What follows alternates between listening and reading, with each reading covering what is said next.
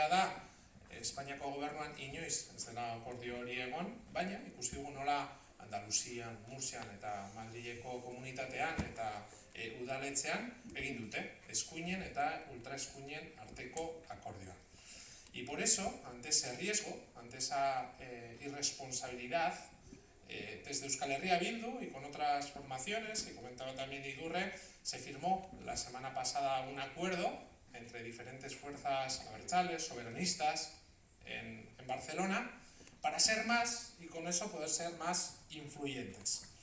Ante el riesgo de que las derechas gobiernen o que el Partido Socialista se pueda apoyar en alguna de esas formaciones de derechas, nosotros decimos, si somos más y estamos unidos, seremos más influyentes y tenemos un compromiso no solamente para las instituciones de Madrid, sino también para las de Euskal Herria, que es que si de nosotras y nosotros depende, las derechas no gobiernan. Eta hau frogatu genuen Gasteizen, frogatu genuen Iruñan, frogatu genuen Nafarroko gobernuan, frogatu genuen ere mozio zentzuran, eta berriz ere konpromiso hau berresten dugu. Tenemos que conseguir la suficiente fuerza para influir en un nuevo gobierno progresista.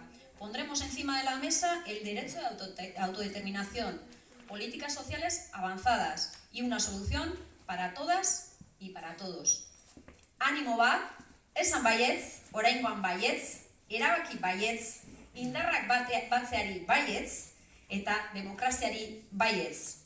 Euskal Herria Bilduk 7 baietz. Eta Bizkaian gure mezua eta postua ondo zabaltzen badugu, esandakoa betetzen ez duten horrek, alderdi horrek zigortzen badira, esango nuke 8 baietz. Gora Euskal Herria Bilduk!